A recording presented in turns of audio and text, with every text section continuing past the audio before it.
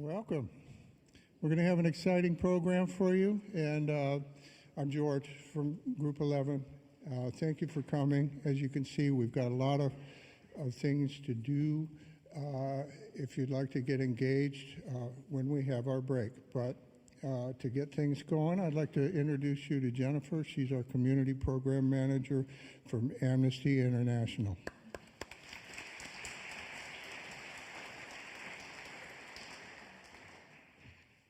Hi, everyone. As George said, my name is Jennifer Estrada. I'm the Community Program Manager at Amnesty International USA, and I am so happy to welcome you all here today as we celebrate together Amnesty Local Group 11's 50th Annual Benefit Concert. Yes, it's worth a round of applause. This is an incredible event. And I want to thank you especially for being here. By coming here today, you all are a part of our movement for human rights. As many of you in the room know, Amnesty International is the world's oldest and largest grassroots movement for human rights around the world. We are 10 million members strong and growing every day. And together, our membership works to demand human rights for all people around the world, no matter who they are, where they live, where they're from. Human rights are for everyone, and our members work every day to ensure folks have those rights and freedoms. Amnesty International was founded in 1961, so we are over 60 years old, and we, from day one, have been built on the idea that ordinary people can do extraordinary things just by coming together, like you all have today, and taking collective action. And that's what Amnesty members do here in New York, across the United States, and around the world. And that's what you all are doing here today, showing up and taking part in human rights work. Amnesty is a research, advocacy, and activism organization. I'm sure many of you know this well, but for anyone who's newer to Amnesty, that means that as an organization, we conduct our own research, and we use that independent, unbiased information to create meaningful, impactful human rights advocacy and activism campaigns. And we have used that work to free people who are wrongfully imprisoned, to change policy here in the United States and in countries around the world. And members like those in Group 11, who are our incredible hosts this evening, they bring their communities together to learn more about human rights, to push lawmakers to do the right thing when it comes to human rights, and they bring folks together to take action. And there are actions here tonight that you all can take. Right now, it's incredibly important for us to gather in this way, for us to be present and aware. We are witnessing a global rollback of human rights and a resistance to an idea that used to be pretty universally accepted, that people have inherent dignity, inherent rights, but there's a real pushback happening, and it's happening across the board. Amnesty International USA, the section of the global movement that I work for, are taking action. Our members are combating these rollbacks on several fronts. The attacks are coming in from all directions, and we are doing our best to really keep our eyes open and hold our administration and our lawmakers accountable. We're seeing attacks on freedom of expression, the right to protest, freedom of the press. We're seeing immigration criminalized. We're seeing our communities militarized.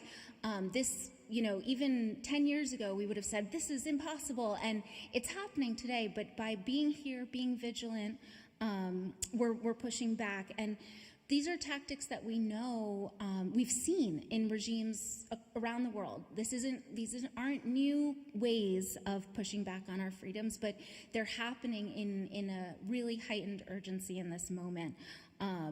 But Amnesty members are fighting back, and just by being here today, we are so grateful for you all joining this fight for our freedoms. In my role, I just have to take a moment before we move on to our program, but in my role, I have the great pleasure and privilege of directly supporting our grassroots activists around the world. I mean, across the United States. I wish I supported them all around the world. But I support our network of activists around the United States. And Local Group 11 is an incredible example of what folks can do as a part of this movement. They do incredible activism and have a long history of working for human rights. They were founded almost as far back as Amnesty. They were founded in 1972. There's information about the group in your program, but I'll give you a little overview now. They were founded in 1972 at Columbia University, so just across the way from where we are now. And over the past 50 years, they have advocated for countless cases of individuals whose human rights are being threatened, and they've participated in campaigns protecting women's rights, fighting to eliminate the death penalty. They advocate to close Guantanamo, to prevent censorship, and many more. They are an incredibly active and vibrant group. They even published a book of letters between members of the group and a prisoner someone who was being wrongfully imprisoned in Ukraine. And you can purchase that book in the back if you'd like. It's an incredible testament to the power of letter writing, both as a tool to advocate for freedom, but also to connect us across communities. And they've helped free prisoners, the prisoner I mentioned in Ukraine, but also folks in Iran, El Salvador, Myanmar, Poland, South Africa, Vietnam, the former USSR, and many other countries. They've really done incredible work. And one of the cases they're most proud of is their work to free an El Salvadoran woman who was wrongfully convicted of aggravated homicide after she suffered a stillbirth.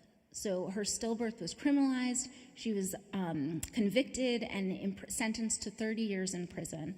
And through Group 11's work, she is now free, which is incredible. And I just want to take a moment to acknowledge that, yes, incredible activism. And they continue to advocate on behalf of those who are imprisoned.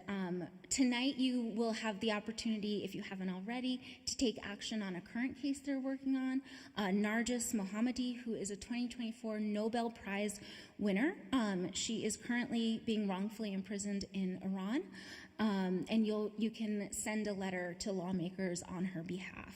And if you're interested in joining Group 11, which I hope you will feel inspired to do so, you can find information on their monthly meetings and their website in your program. You can also talk to Sue, who will be stepping up in just a second to tell you more.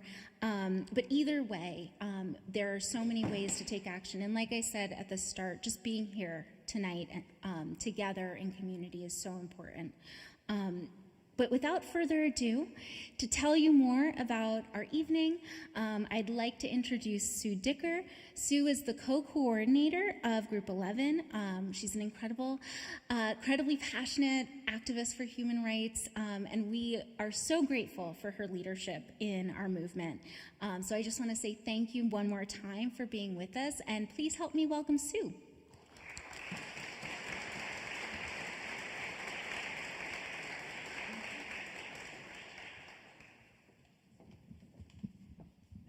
For the short people.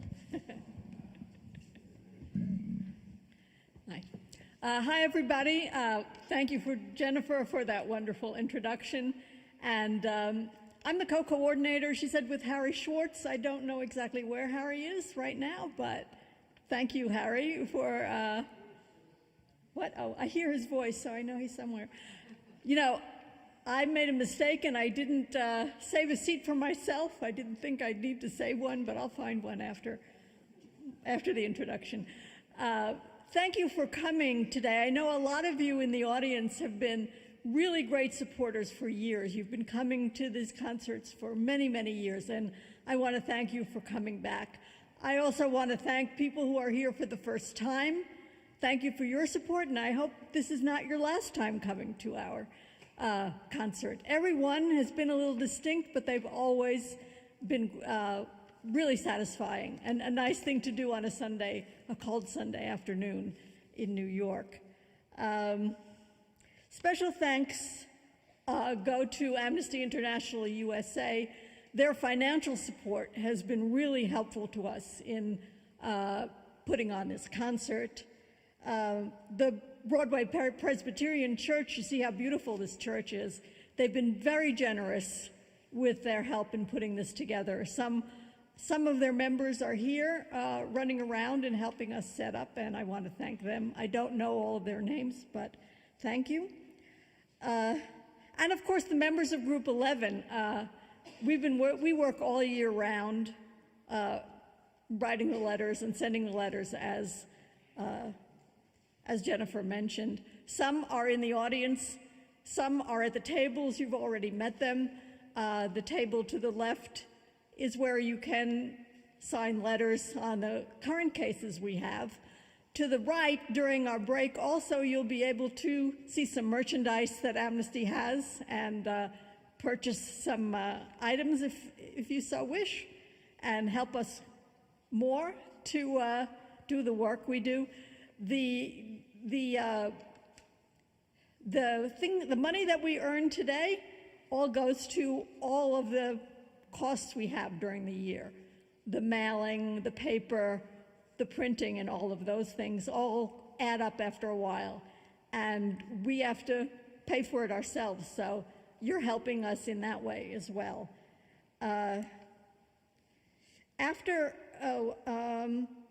During the break, during the intermission, you'll also have more time to write letters and help us in that way. After the concert, we're going to have a little reception with drink and with cake to celebrate this auspicious occasion, our 50th anniversary concert. And at that time also, the table to the left with letters will still be open, and you'll be able to sign letters if you haven't already done so. And I'm now going to toss over the mic to our wonderful producer, someone who has been producing these concerts for many years, and she's always done a great job, and she's been a wonderful colleague for us, Marcia Eckert.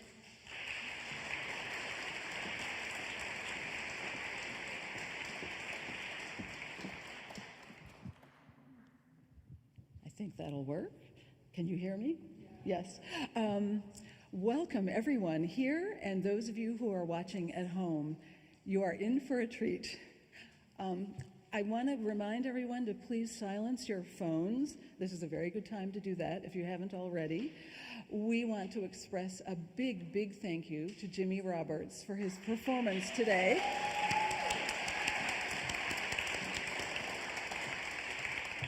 And now, please welcome my longtime friend, colleague, and Upper West Side neighbor, Jimmy Roberts.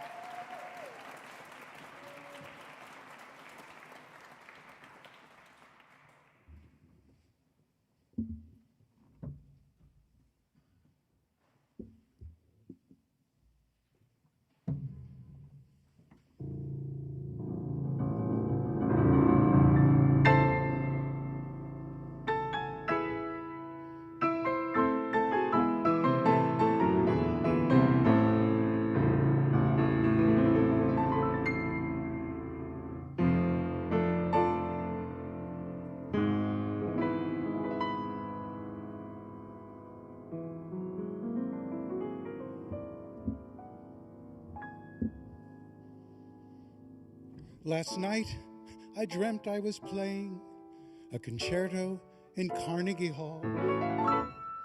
Then the maestro said, "Stop, give us something more pop. Enough of this old fol de rol.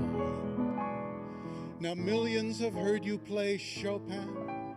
The critics applaud and approve.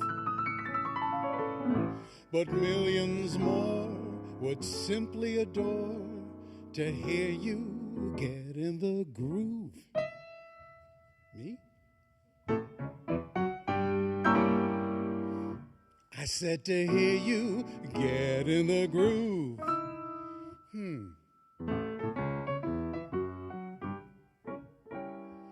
I mean to hear you get in the groove.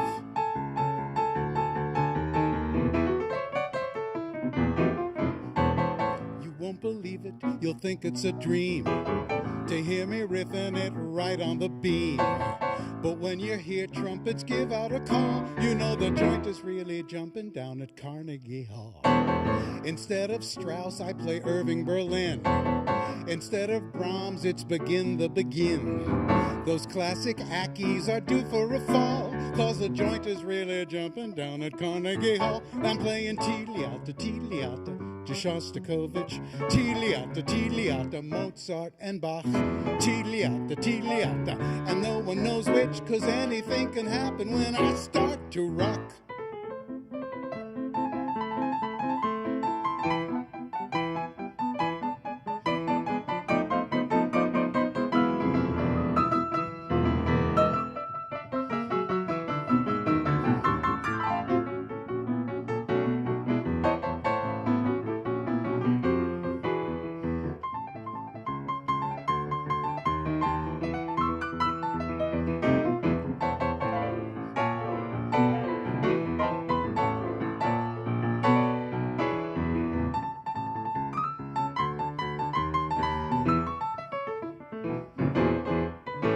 Whoa, my piano playing was so dignified, but now I'm groovy and starting to ride.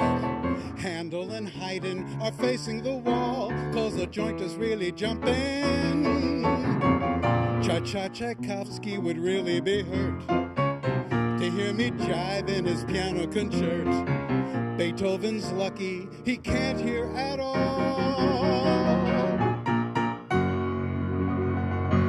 'cause the joint is really jumping. The joint is really jumping. Yeah, the joint is really jumping, and I mean it. Down at Carnegie Hall.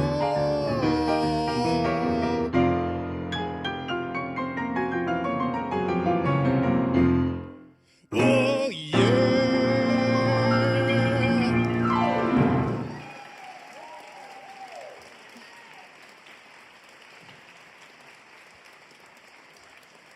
Thank you. Thank you and welcome, my friends, my new friends, my soon-to-be friends, here in this beautiful church, which is way over 100 years old, built in 1912.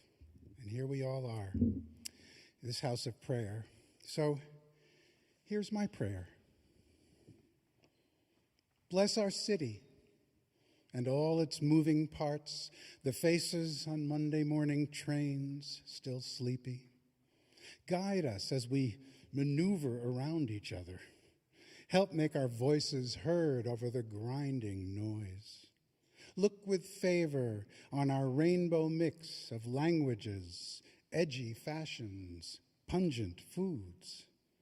At dusk, as workplaces empty, let evening descend on soft blankets of light from the high windows and under a million stars. Let them shine down on this town. Bless our city. Bless New York, mother of big dreams, safe haven for hungry hearts.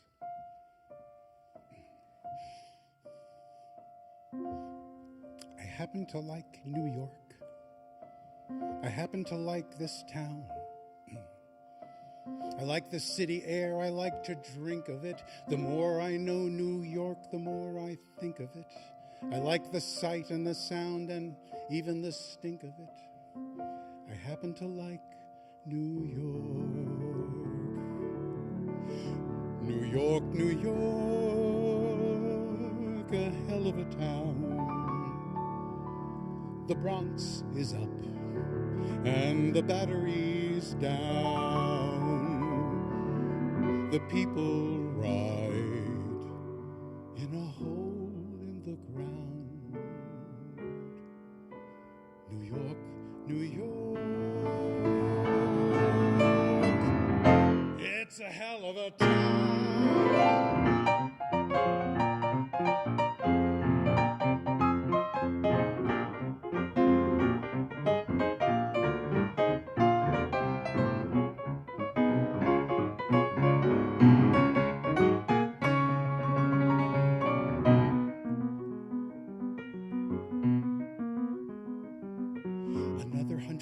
just got off of the train and came up through the ground, while another 100 people just got off of the bus and are looking around at another 100 people who got off of the plane and are looking at us, who got off of the train and the plane and the bus maybe yesterday.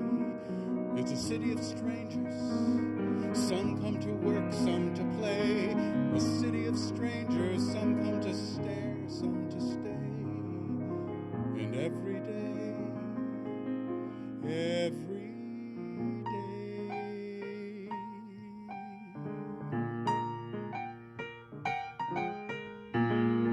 New York on Sunday. Big city taking a nap. Slow down, it's Sunday. Life's a ball, let it fall into your lap. You can spend time without spending a dime, watching people, watch people pass.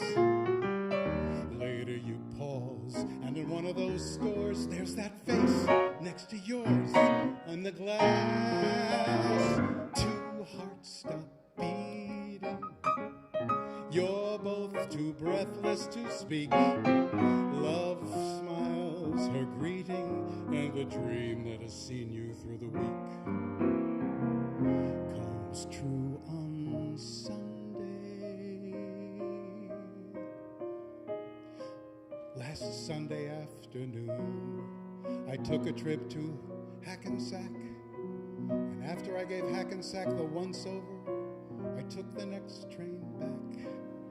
I happen to like New York. I happen to love this burg. And when it's time to give my last farewell, and the undertaker rings my funeral bell, I don't want to go to heaven, don't want to go to hell. I happen to like New York. I happen to like New York.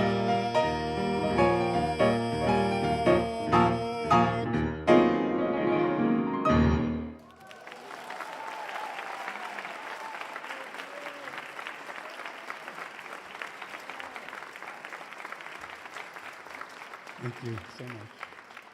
Thank you. Well, in keeping with the rich traditions of the great American songbook, I should like to play for you some of the music of Antonio Vivaldi.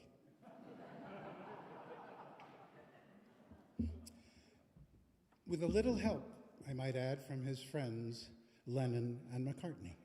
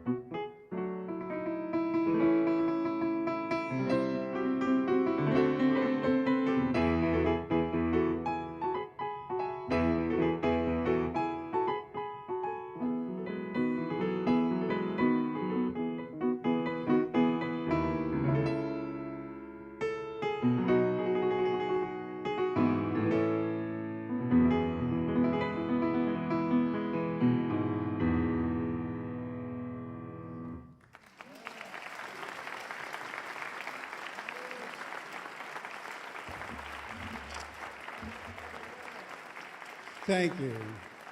Music lovers of all centuries. I love time travel, and that's my way of uniting two composers who were writing in the key of E major, separated by a few centuries, but the same rhythm, same spirit. Pianos. Dinosaur of the parlor. Large, clunky, grossly out of tune, Grandma's piano. In Grandma's living room, crowded with photos and silver frames and piles of tattered sheet music. On Thanksgiving, you and your cousins swiggled onto the bench to play heart and soul. You chords, he melody, until your little sister ruined everything by adding a discordant chopsticks. Once every middle-class home had a piano. The names embossed on the front of the case spoke of old-world craftsmen or sturdy American brands, Steinway, Knabe, Chickering, Wurlitzer. There were parlors and there were parties. Someone mixed the drinks. One of your uncles played by ear and everyone gathered round. Before TVs and DVDs, your entertainment center. Now, an endangered species. Can the whole family gather around a digital keyboard? Apparently they can. And music is stubborn. It calls to us and won't let go. But Grandma's piano. Now we pay people to take them away, amputate their legs, toss the carcasses in city dumps. Lemmings tumbling into the sea, dinosaurs, nothing left but dried bones, and the faint echo of your uncle crooning a silly song. It seems to me I've heard that song before. It's from an old familiar score. I know it well, that melody.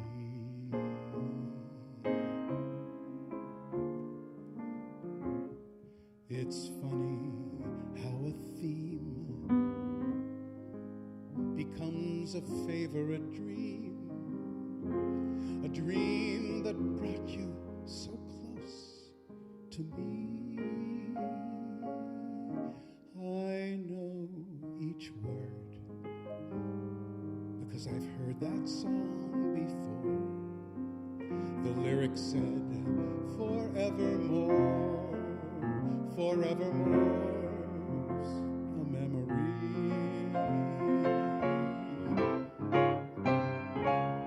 Please have them play it again, and I'll remember just when I heard that lovely song before.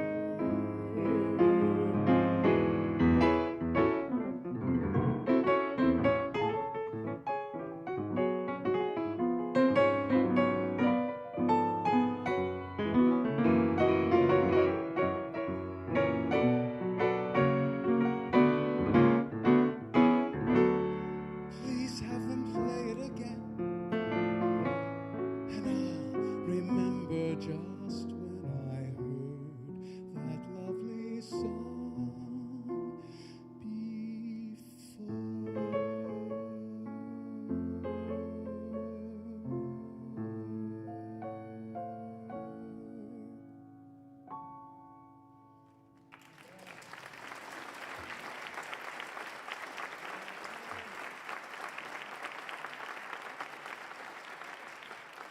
Thank you. Now, if you live, as many of us do here on the Upper West Side of Manhattan, you've seen this man, perhaps the dog walker. He has about 10 of them or more. Amazing. This particular man is Romanian, an immigrant. His name is Radu. And he has what they call what do they call it? An LPR, a lawful permanent resident, otherwise known as a green card. And This is his first job walking dogs, but he hopes to become a citizen, and, well, let him tell you his story.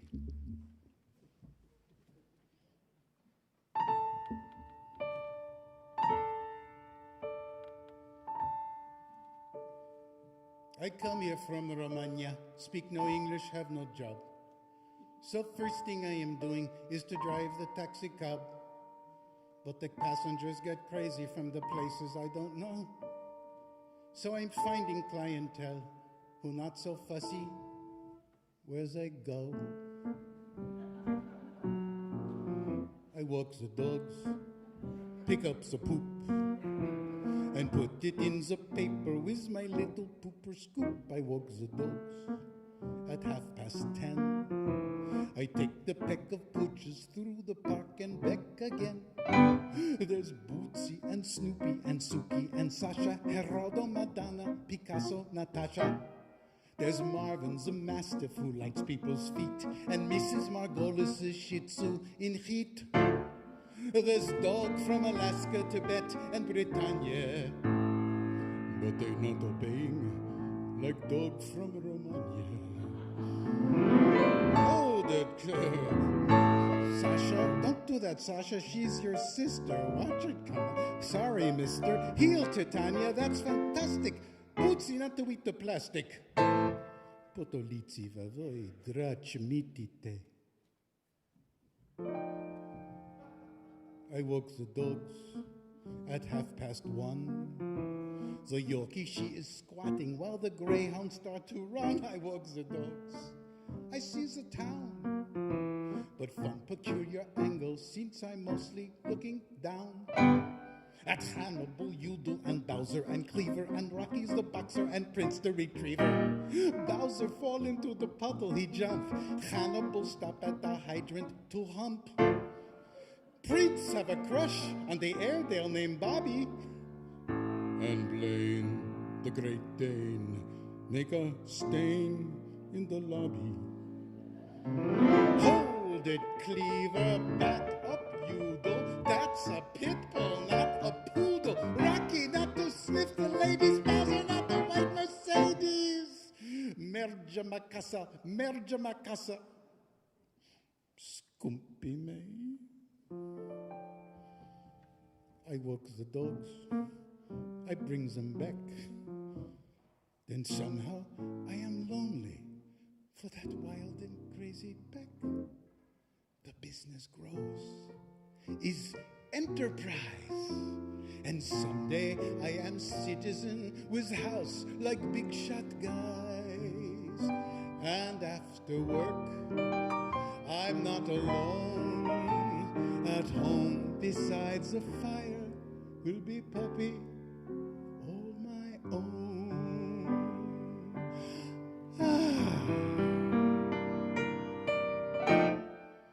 For someone else to walk.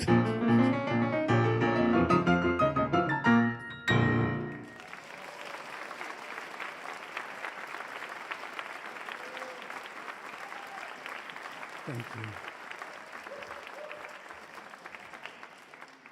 It was written by my music and my late and wonderful lyricist June Siegel with those incredible words.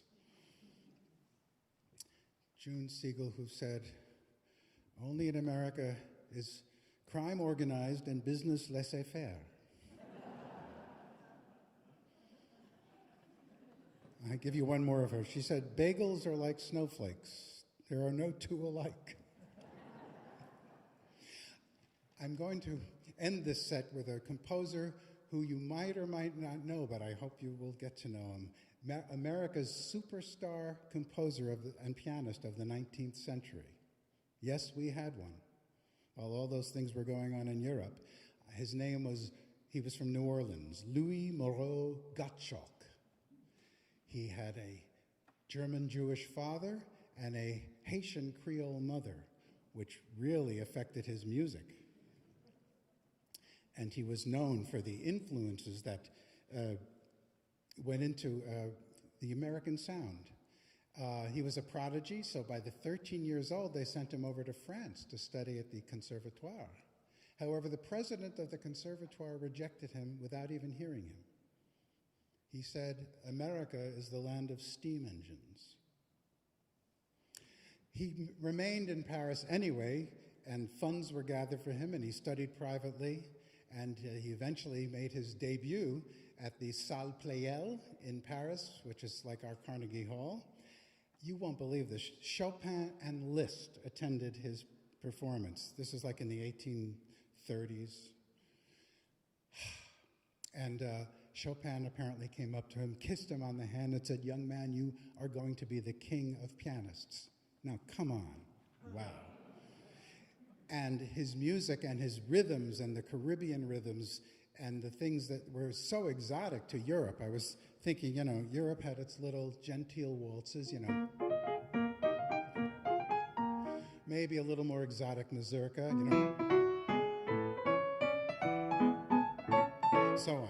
Well, Gottschalk brought the music of the New World to Europe, and they went crazy. I'm just going to give you a short example of one thing, because I just think in it you hear jazz coming, you hear ragtime coming, and this is like 1838. He called this piece Banjo.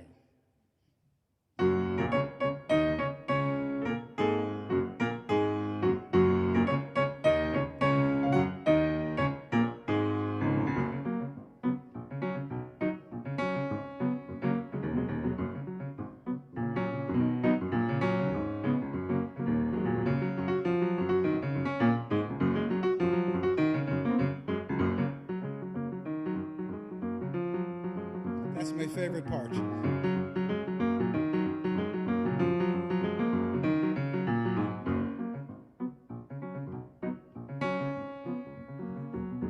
So on. I think it's pretty impressive. Right? Gottschalk. Listen, folks, he kept a diary. He came back to America and toured this country for the next few years of his life. He didn't live that long. But it's one of my favorite books, Notes of a Pianist. How could I resist that? Anytime I have a friend, I say, name a city, and they'll name like Elmira, New York. You'll look in the index, and there's Gottschalk pulling by train into Elmira and hating the hotel and the food and the audience. But war broke out, of course, in our country then, and he continued to tour. Sometimes there were soldiers, wounded soldiers on the trains he was on, and eventually he was given a date in Washington and playing for, some biggies. I'm just going to read you what he wrote in his diary about a concert.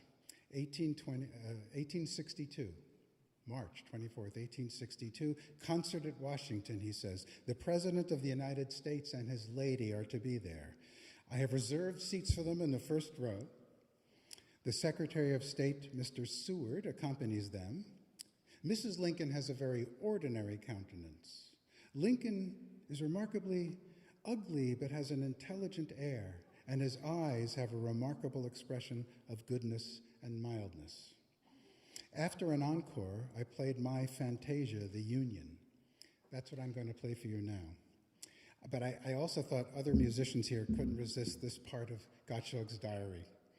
He goes, I played very badly and was furious with myself, which, however, didn't prevent many of my friends from coming to congratulate me on my success. One of them, who was present at my earlier concert, at which, by the way, I played very well, said to me, well and good, you are in the vein tonight. For the first concert, one saw that you were badly prepared. Don't we all know this feeling? Anyway, the concert began with a soprano, Madame Variani, singing our national anthem, which actually has more verses than the ones we know. And I just wanted to give you a sense of what it was like then. Madame Variani sang the Star-Spangled Banner, each stanza of which was applauded to the skies and encored. The enthusiasm, nevertheless, is confined to the gallery filled with soldiers. The parterre, the boxes, and orchestra seats abstain from demonstration. You are not ignorant that Washington is of very doubtful loyalty, and that her most influential families sympathize with the South. Talk about a divided country. This is the piece that he played for President Lincoln that day. I'm playing it for you. It has our American hymns that we all know, and a little dash of Yankee Doodle, and a little bit of a parade passing by.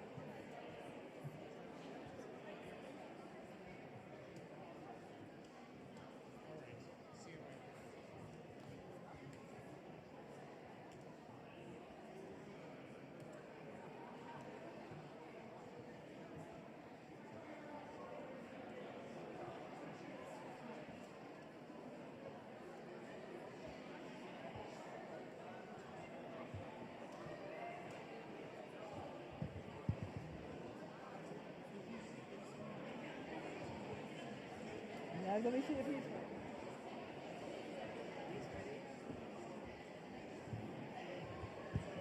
ready. Okay, everyone, please have your seats. Take your seats, that is.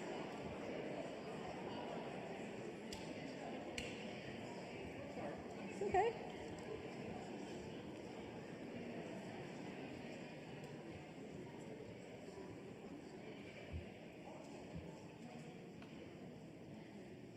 And here he is again, Jimmy Roberts.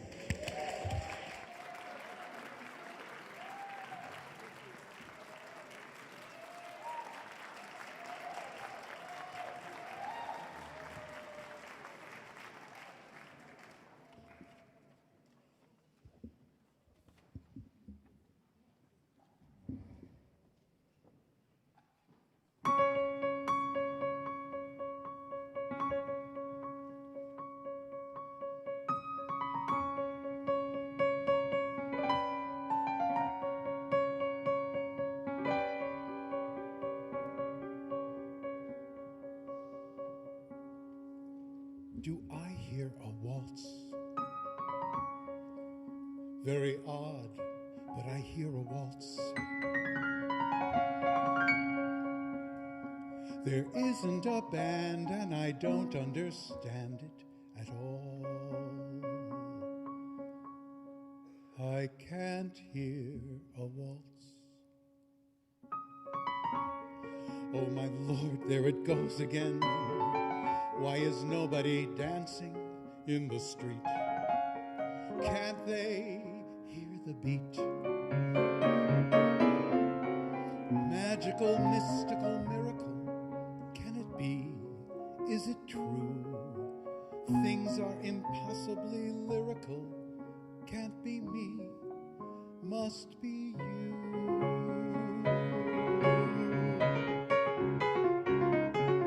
I do hear a waltz. I see you and I hear a waltz. It's what I've been waiting for all my life, to hear a waltz.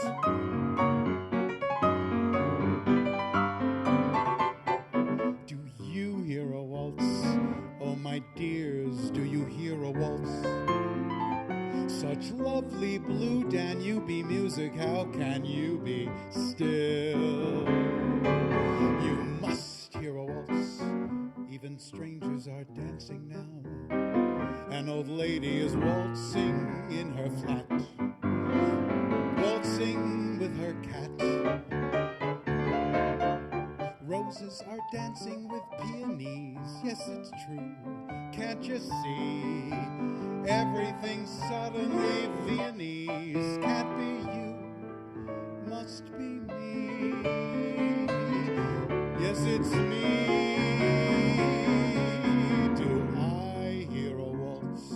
I want more than to hear a waltz. I want you to share it, 'cause now I can hear it, and it's what I've been waiting for all my life,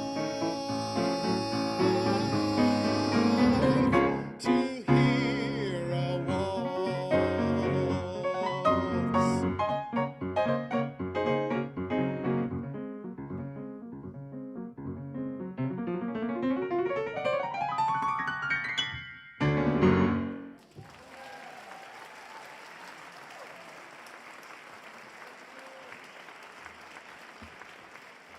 Thank you. I wasn't going to say anything after that, but I couldn't resist saying that those lyrics were by Stephen Sondheim. But then again, I have to say, you won't believe that music is by Richard Rodgers. Did you know that the two of them wrote together once? A Broadway show in the mid-'60s called Do I Hear a Waltz?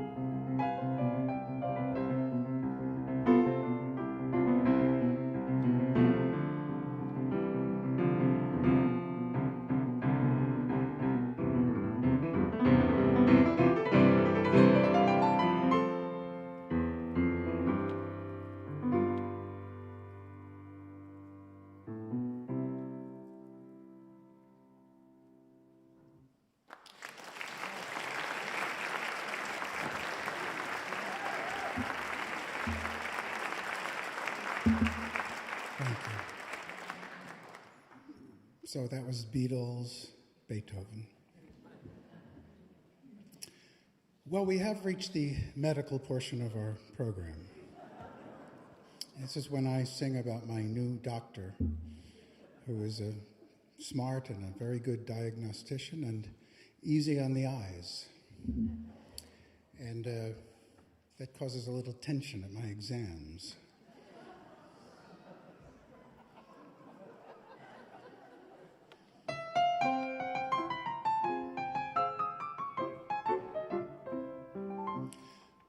I'm in love with my primary care physician. Quite the best-looking doctor in the state. She looks after my physical condition, and her bedside manner is great. When I gaze up and see her there above me, as she examines my every little quirk, I get tempted to whisper, "Do you love me? Or do you merely love your work?" She said my bronchial tubes were entrancing. My epiglottis filled her with glee. She simply loved my larynx and went wild about my pharynx, but she never said she loved me. She said my epidermis was darling and found my blood as blue as could be. She loved my lymphatics, and she never said she loved me. Though no doubt it was not very smart of me, I kept on racking my soul to figure out why she loved every part of me, and yet not me as a whole. She said my cerebellum was brilliant, and my cerebrum far from NG. I know she thought a lot of my medulla oblongata, but she never said she loved me. She said my vertebrae were sehr schön, and found my coccyx plus que gentil. She murmured molto bella when she tapped on my patella, but she never said she loved me. But as a man, I thought it best to appeal to her with something to make her heart melt. So I began to discreetly reveal to her this private ache that I felt. She took my hand and said to me gently, "Ah, the human heart's a puzzle, you see, for which there is no ointment. Now about our next appointment." But she never said she loved me.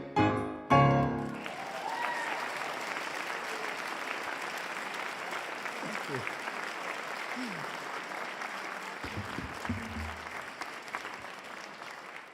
Well, again, I can't not give you the lyricist, also the composer of that, Cole Porter.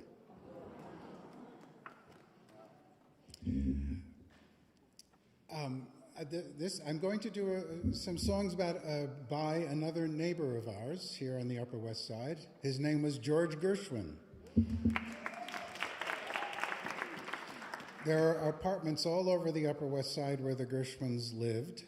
On 110th and Amsterdam, the plaque will tell you this is where Rhapsody in Blue was composed. And then he lives on my street. He lived on my street, 103rd, right off of West End, between West End and Riverside. 316 West 103rd is Gershwin's brownstone. His family lived there. It was one of the first brownstones with an elevator for the 4 or 5 floors it was. And his father, his Russian immigrant Jewish father, couldn't get over that elevator. And he'd often just be sitting there and people thought he worked there.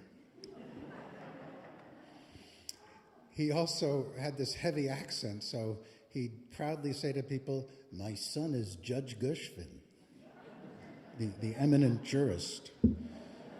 And as we all know, George wrote a song called Fascinating Rhythm, which to Mr. Gershwin was Fashion on the River. Judge, play Fashion on the River for them.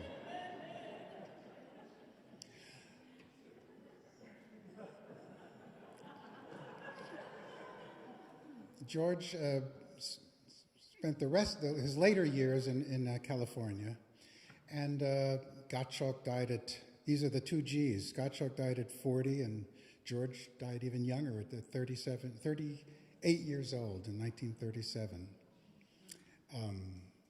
You know, these diseases, Gottschalk had yellow fever, I'm told, and George had a brain tumor which was too late diagnosed and too difficult. So all the music that man gave us, I'm going to give you a little medley, and I'm dedicating it to an Amnesty International longtime member, Harry Schwartz, who had said, you got to do Gershwin. So here it is, wonderful, marvelous Gershwin.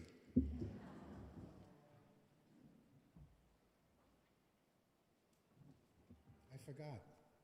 I'm sorry, sound man. I forgot to read my Gershwin poem. New York photograph. Cocktails in hand, black hair lacquered down, men in tuxedos are chatting with graceful women. It's a dinner party on Park Avenue in grainy black and white, 1935. George Gershwin is at the piano. When was he not? Across the room, an older couple laughs uproariously at something, and I'm imagining myself into this photo, entering that moment. Is it like being born again, or some hybrid of now and then, my sensibilities, their decade, my knowledge of what's to come, their sense of being at home in 1935 at a dinner party to which I'll never be invited.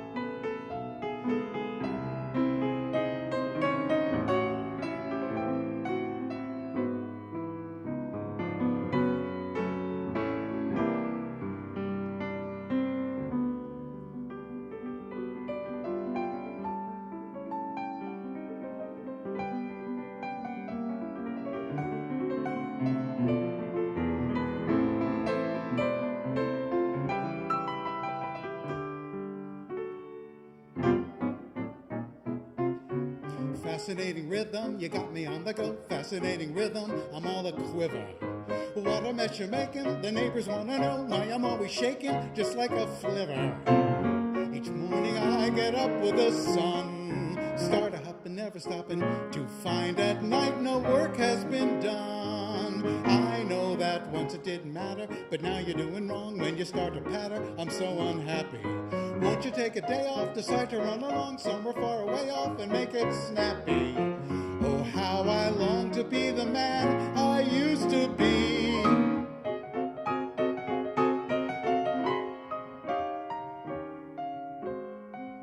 It's wonderful, it's marvelous that you should care for me.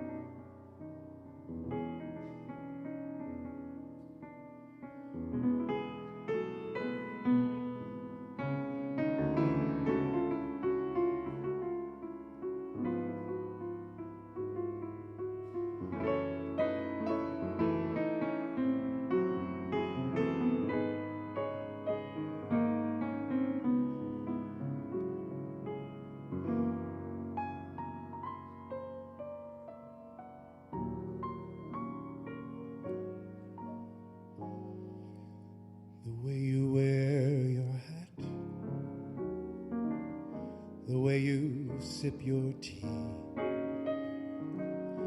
the memory of all that. No, no, they can't take that away from me. No, they can't take that away from me.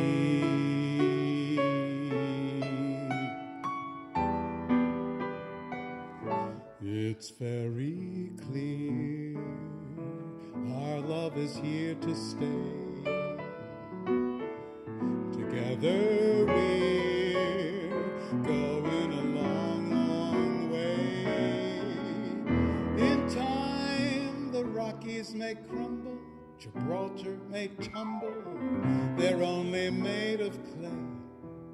But our love is here, everybody. Our love is here. One more time. Our love is here to stay.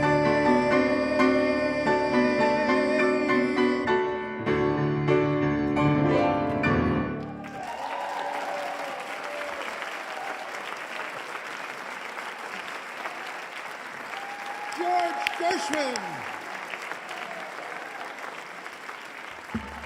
Oh, thank you. What a part of town we live in. And 106th Street is Duke Ellington Boulevard. And, oh yes.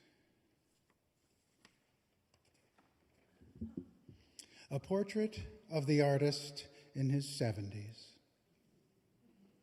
You never saw yourself as artist with a capital A, felt it was pretentious, refused to sew that telltale insignia on your garments. Yet your gift for music was evident early, along with a marked ability to convey emotion in the language of words sung and notes played. Your first creations were mostly imitations. Your varied skills flew in all directions as you struggled for a personal style. If only someone had said gently to you, "Worry not, all your diverse gifts will coalesce if you simply wait." But no one said that. The nagging questions lingered.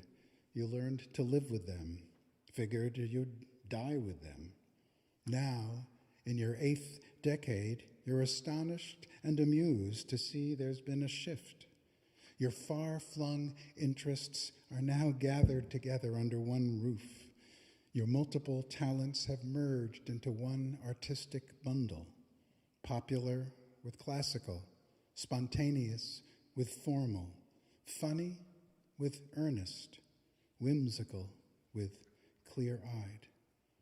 It's your final mission, to embrace all these elements as parts of yourself, and then, more freely than ever, to create out of what you were born to be, out of who you've become at last.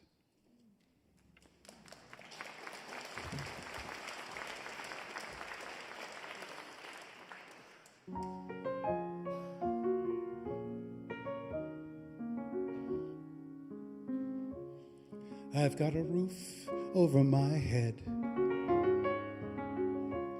I've got a warm place to sleep. Some nights I lie awake counting gifts instead of counting sheep. I've got a heart that can hold love. I've got a mind that can think. There may be times when I lose the light and let my spirits sink, but I can't stay depressed when I remember how I'm blessed. Grateful, grateful, truly grateful I am.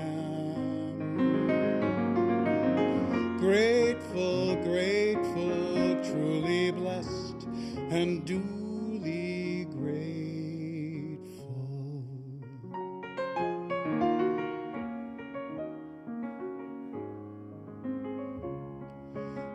in a city of strangers.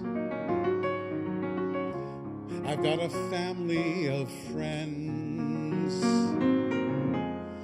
No matter what rocks or brambles fill the way, I know that they will stay until the end. Grateful, grateful, truly grateful I am. Grateful, grateful, truly blessed and duly grateful.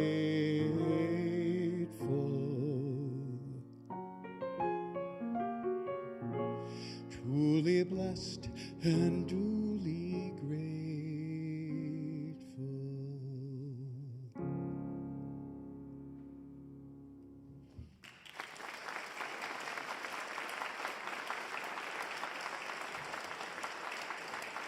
Thank you.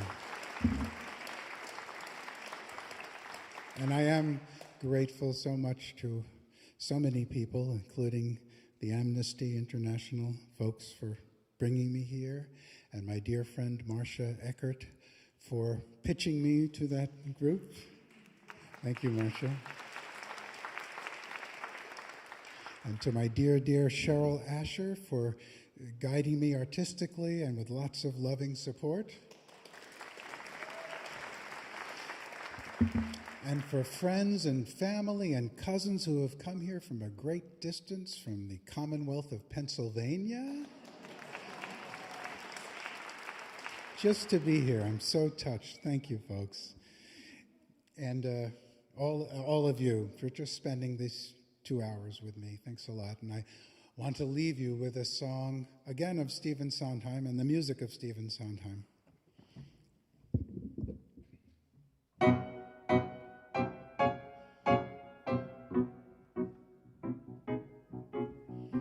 Everybody says don't, everybody says don't, everybody says don't. It isn't right, don't, it isn't nice. Everybody says don't, everybody says don't, everybody says don't. Get out of line, don't skate on the ice. Well, I say do, I say walk on the grass it was meant to feel. I say sail, tilt at the windmill, and if you fail, you fail. Everybody says don't, everybody says don't, everybody says don't. Get out of line. When they say that, then, baby, that's a sign. 9 times out of 10, baby, you are doing just fine. Make just a ripple. Come on, be brave. Next time a ripple. This time a ripple, next time a wave. Sometimes you have to start small, climbing the tiniest wall. Maybe you're going to fall, but it's better than not starting at all. Everybody says no, everybody says stop, everybody says mustn't rock the boat, mustn't touch a thing. Everybody says don't, everybody says wait, everybody says can't fight City Hall, can't upset the cart, can't laugh at the king. Well, I say try, I say laugh at the king, or he'll make you cry. Lose your poise, fall if you have to, but baby, make a noise. Everybody says don't, everybody says can't, everybody says wait around for miracles. That's the way the world is made. I insist on miracles. If you do them, miracles, nothing to them. I say don't be afraid.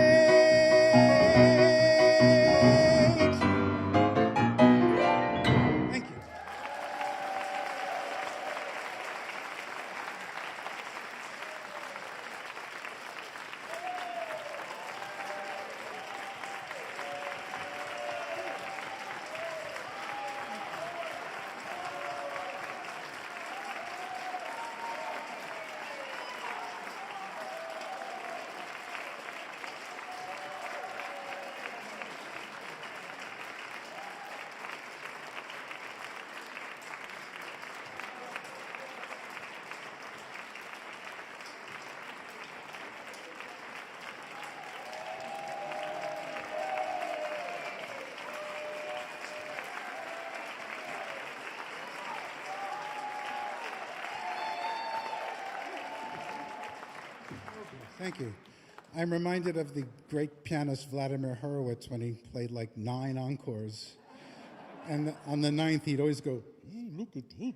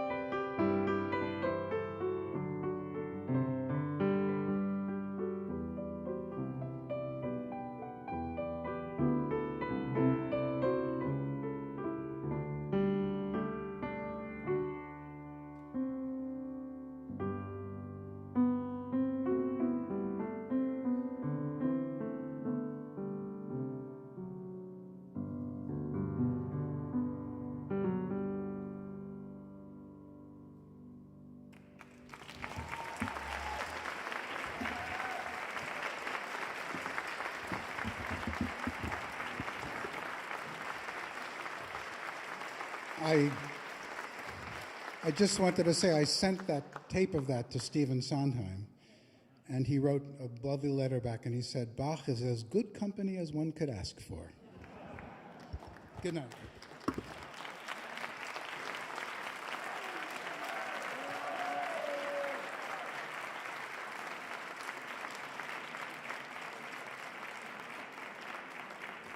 The wonderful Jimmy Roberts.